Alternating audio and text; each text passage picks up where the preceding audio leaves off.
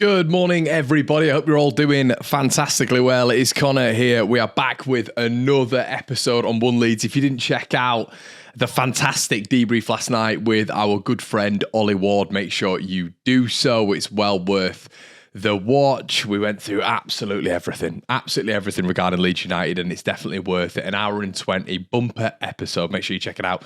If you want some bonus content that doesn't involve certain personnel, then you can go over to the Patreon. We have different podcasts with different people, so make sure you check that out. If something else tickles your pickle, make sure you do that. You can become a YouTube member as well, £2 a month. You can also, and you One Leeds merchandise there, everybody, so make sure you do that. Links in the description below. Well worth it. Better than the tat the club are selling. But yeah, and a lot less expensive. So let's get into your news today, everybody. So it looks like, according to RMA Live and a couple of other Real Madrid spots, and Graham Bailey as well has chimed in on it, that they've sent scouts to watch Archie Gray. But listen, I think Real Madrid seem to have this fantastic scouting network globally where they've picked up players, obviously, like Vinicius, Tchouaméni, players, that we've seen throughout the years, and obviously Bellingham very, very recently. But it seems to have this knack at the minute of picking up really, really good youth talents. I'd be so interested to know what their sort of scouting network's like and how it gets to that level, really. They are the biggest club in the world, and we've never really thought about Real Madrid coming knocking for Archie Gray.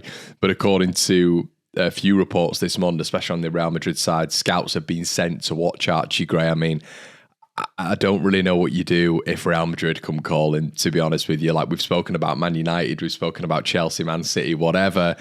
But I just feel with Real Madrid, if they come calling, and the reason I mentioned these players earlier on is because they have got that pathway for youngsters, but if they came calling for Archie Gray, if we were to get back to the Premier League, or even if we weren't to get back to the Premier League, that could be a very different story. So yeah, keep your eye on that one. Marc Roca wants to remain at Real Betis. Is going to be a serious complication, apparently, if Leeds are to get back to the Premier League, because Leeds can ask for more money. Betis can't really afford the full transfer for Marc Roca. Apparently Leeds would be looking up to 15 million euros, and it would be much easier for Betis to have him on loan for another season, which obviously Leeds wouldn't commit to if they were in the Premier League. If they could get a sale from Marc Roca, he's done quite well out in Betis. He's had, European appearances. He's played a lot of games for Betis out there as well, and for a lot of the season, he's played well. They're keen to keep him. But Estadio Deportivo are reporting that apparently if Leeds are to get back to the Premier League, it could be more difficult with regards to Leeds looking for a permanent transfer for the Spanish midfielder. Interesting developments this morning, because I think from the Betis side, we didn't realise that they couldn't commit to that money. When you're looking at someone like Archie Gray, who we were just talking about previously, there seems to be really only one club, even if you include Barcelona right now in La Liga, who are able to spend decent money, and that is Real Madrid. And Betis sort of signify that as well. When you've got a player who's come in, albeit he's not been great the last month, you've got a player that's come in and done as well as Marc Roca has out there, and they can't afford 15 million euros to get him through the door as almost like a president top six club that Real Betis are. It just shows you the state, doesn't it, of other leagues in comparison to the Premier League, where 15 million is a penny in the ocean, really. As well, everybody, on the rumour mill, there is a lot of discussion about Mr. Kieran McKenna, Ipswich Town's manager. Apparently, he's the target of 4 or 5 clubs in the Premier League as part of a list, and the biggest one is Manchester United. Apparently, he's a strong candidate for the job of obviously becoming their boss in the summer. Now, obviously, there's a link there. He was there before with Solskjaer, wasn't it, when there was Carrick and co there, and McKenna's gone off and done absolute wonders, really, in the managerial world so far, and there is a strong possibility that Ipswich might win the Championship. Flipping heck, but it might happen, and McKenna's CV is so strong right now, because no team's done what Ipswich have ever done in history. You look at the points tally they've got over 2 seasons.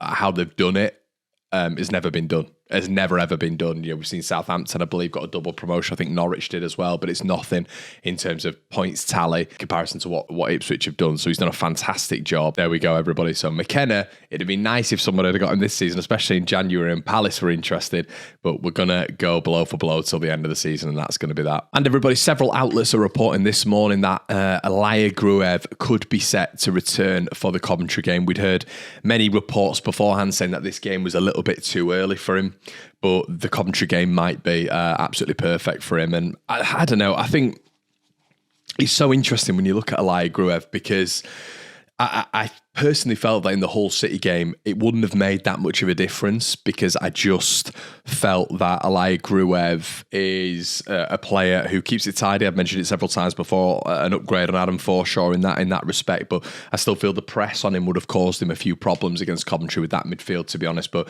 when you look at it again and you do watch the game, I've watched the game again. I'm lucky enough to be sent these things.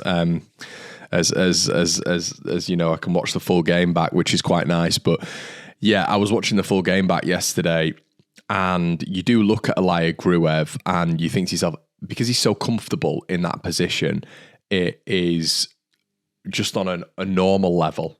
It is just so much easier for Leeds United to be able to dictate a game if you've got a defensive midfielder at number 6. And I think he's the only 6 we've got, to be honest. Even if you include Ampadu, I think Ampadu does enjoy getting forward a little bit. He does. So I think an out-and-out number 6, Gruev is the only one we've got. So him being comfortable in that position, I think, is massive. And I think him being comfortable, being able to take the ball on his left foot and be busy consistently would have spread Hull a little bit thin as well. I think he's a very fit player, Ilia Gruev. He covers a lot of ground just in that midfield area, just in front of that defence. I think when you've got a comfortable number 6 there who's moving constantly, that means Hull are going to have to move constantly and following him. Because I felt in that midfield they went man for man. So if they're going man for man in that midfield and Ilia Gruev's constantly screening that back 4 in and out of possession, I think that would have been a problem for Hull City. And I think maybe Leeds would have been able to galvanise and been able to sort of infiltrate those little spaces just in front of that midfield. So yeah, maybe that would have happened. I thought Archie, looking back at it, he really struggled in that midfield role, I think, where he was asked to be a little bit more defensive. So Ilia Gruev, according to outlets this morning, they are suggesting that he's going to be back for the Coventry game, which I think would be a massive boost for Leeds United. The Premier League in 2022-2023 wages to turnover have been released on a graph by Swiss Ramble, which is an excellent financial Twitter handle. I'd definitely go check that out. And the Swiss Ramble have said that the wages to turnover, I'll put the graphic on screen now, shows the breach in profitability and sustainability regulations. Leicester City, as you can see there, are top with 116%, Forest second, and Everton third. And guess which 3 have been charged? We all know. So I do look at that, and surely this sort of requires action this season if Leicester is still gambling and benefiting from high wages. But it is what it is. It just feels like, you know, with them doing what they've done, as you can see on the graph there, when you're comparing wages to turnover, that's going to benefit them this season in terms of getting out of the Championship. And I do not understand this entire thing, to be quite honest with you. So, yeah. I mean, the stark thing there is as well, when we're looking at Premier League, Everton have 8% left to pay everything else, including the stadium. That looks like they could be in huge trouble there, to be honest with you. But obviously the stadium development, I'm not sure it's included in like PNS calculations. So it's all a little bit muddly, but it does make me think when you've got wages to turnover like that and you're looking at Leicester so far in front. I know they're going to be charged next season. They've got a transfer embargo right now. There's a potential points deduction coming up. But when you look at that right now, the amount they've breached it, you do think, why is there not sort of a charge in sort of imminent right now? It kills you a little bit, because they've dealt with a lot of the better players that they maybe wouldn't be able to get in for their Championship side or keep them on the books in the Championship, which has naturally helped them. That's been it from me, everybody. Make sure you like, comment and subscribe. Head on over to the Patreon for some bonus content. Look, t-shirts, everything, hoodies, jumpers, link in the description below. Well worth it, everybody. It's been an absolute pleasure. I'll see you on the other side. Cheers.